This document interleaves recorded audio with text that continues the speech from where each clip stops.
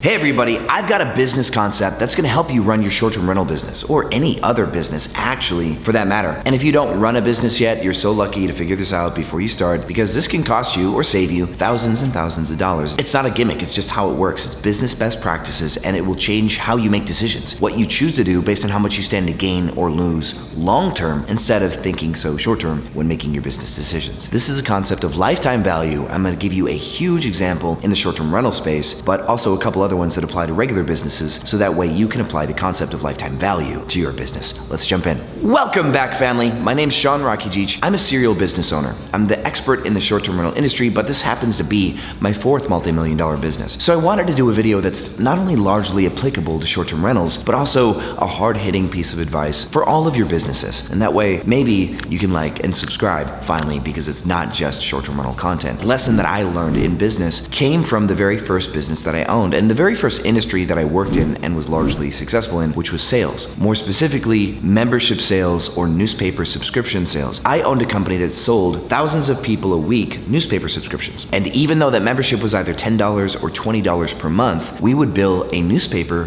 for that customer up to $100 per customer. So we were charging them 5 to 8 months of the value of that customer on the front end, because we attained that customer for that newspaper. That newspaper had data on the back end that said for every person that we sold, they would retain that customer maybe 9 months, 10 months, a year, 12 months. And it was their goal to retain those customers for longer, because they would continue to make that $10 or $20 a month on that membership. So their lifetime value of the customer, 20 times 12, was $240 or more, plus advertising revenue. So they were willing to pay us $100 on that customer because their lifetime value was $240. If the commissions on that deal were only based on the $10 or $20 we collected, the sales industry for newspapers would not have been sustainable, and they would have gotten no new customers. In order for them to get new customers, they had to dig deeper into the lifetime value of that sale to pay us something worthwhile. And that's how, for 12 years, I sold newspaper subscriptions, while also at part of that time moonlighting doing Airbnb. By the end of this video, I'm gonna show you exactly how to use this in the short-term rental space. It's really the secret to how I was able to build a portfolio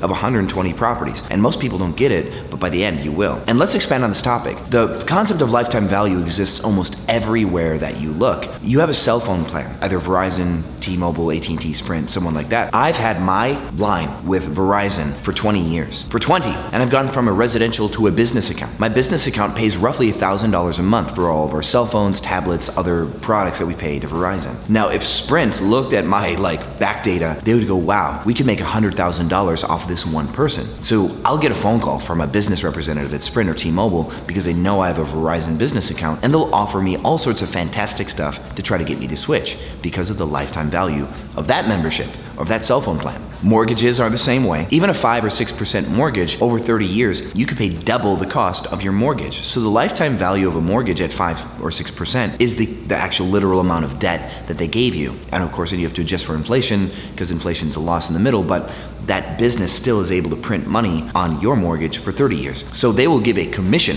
to whoever originated that loan, much larger than your initial mortgage payments, much larger than maybe even the first 10 mortgage payments that you make. Somebody could be making like a big chunk of that value because of the lifetime value of that debt. There are a couple of ways that you can apply this to the short-term rental space. One is your rebooking strategy. Now, this is largely applicable to websites like PEERSPACE or Gigster, because your relationship with the customer is slightly different, and I'll explain. Rebooking, or direct bookings, getting somebody to habitually book your place more than once, is a way to get a customer to return and spend with you over and over again. In most cases, travelers to vacation destinations won't do this unless they have like an annual trip with their kids that they always go to your part of the world, which is possible. So there are direct booking strategies to capture that data, and then to reach out to them and give them incentives to book with you direct, or book with you far in advance for future events. Now, the money that you spent on that campaign could be recuperated, or in part recuperated. You might even break even on that second booking, but your goal is to try to create a habit with that person where they book with you over and over and over again. I would say if somebody books with you at least 3 times, it's very likely possible to think that they'll book with you a 4th, 5th, or 6th time with Airbnb or VRBO.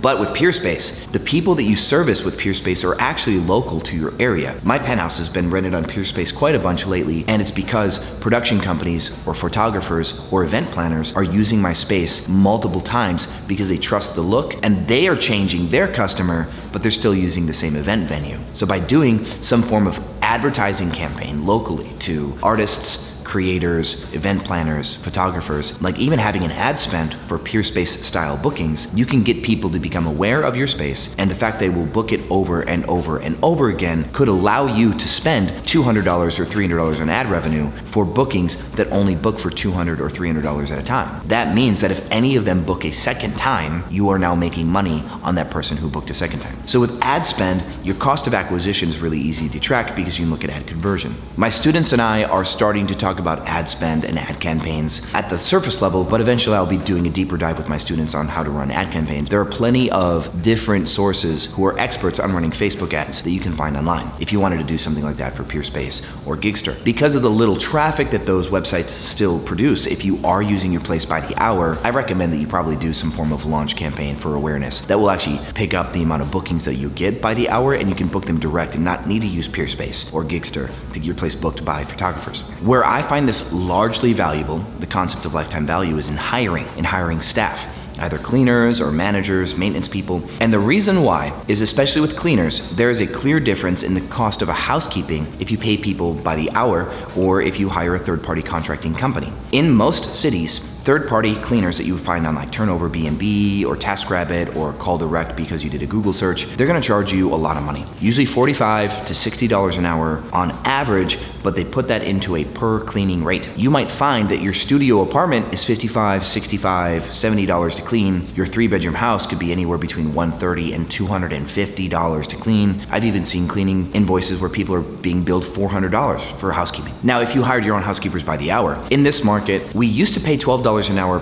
enlarged for housekeepers we've initially hired, but now we're doing more $13, $14, $15 an hour. Because of the nature of the job market, an hourly rate alone isn't what's going to get us a lot of applicants, and we don't want to pay $25 or $27 an hour lifetime, so we're not going to advertise at $25 or $27 an hour. We want the savings that comes with paying people $15 an hour or less, because their lifestyles and what they actually want to make and the jobs that they're willing to take are still at that rate, $14 or $15 an hour. People have been so comfortable with not working that we need a little extra kick to get them back in the job market. So we're doing something called a hiring bonus. And let me help you calculate why paying maybe even a $2,000 hiring bonus to a new cleaner isn't that insane. If your cost per housekeeping is $400 for your house, let's say you have a 4-bedroom house, and the amount of time it takes to clean that house is 10 hours, 10 labor hours. So 2 persons could clean it in 5 hours total. If you paid $15 an hour, you would then be paying $150 per clean, but you're paying $400 because you're paying a third-party company. Even if it was a little higher, let's say it was $200 to clean in labor, $15 per hour, that's still a $200 per housekeeping difference. Now, if you hired 2 housekeepers at say $15 an hour to clean, and they did 8 turnovers for you per month, 8 times 200 is $1,600 per month in the cost that you're saving just on that one house. If you owned 2 houses, you'd be saving $3,200 per month on 16 cleans. If you had 3, you'd be saving $4,800 per month on 24 cleans per month. So your break-even point here is about 40 housekeepings. If you did 40 turnovers with housekeepers that you paid by the hour, you would then make $4,000 in savings from 40 housekeepings. Or maybe it was 20, because you're saving $200. 20 housekeepings with a $200 savings is $4,000 in savings. That would pay 2 separate $2,000 hiring bonuses just in 20 housekeepings. If you look at this larger picture, if you have, like us, 100 houses or 100 properties, and you're doing 40 or so housekeepings a week, if you could save, even on just apartments, if you're saving $30 or $40 per housekeeping on 50 housekeepings a week, again, you're saving $2,000 a week or more on housekeeping. And so by hiring by the hour and looking at the lifetime value, which is now how long a housekeeper works for you, you can start to extrapolate what kind of creative hiring methods you can use. Because there's a cost to hiring beyond this hiring bonus. That is really kind of the catch here. You will have an ad that you'll run on Facebook. It could run for free, or you could pay to boost it. You could pay a recruiter to find you applicants, and you'll pay them per head, per person who shows up for an interview. All of these are costs of hiring. It is much harder to hire somebody that doesn't know you, like a cold applicant, but once you have those cold applicants working for you and you have ones doing a good job, it becomes much more cheap to have them refer you people. And in our organization, we have these little business cards that have $500 hiring bonuses, and our housekeepers can give those business cards to people, and they'll get a $500 hiring bonus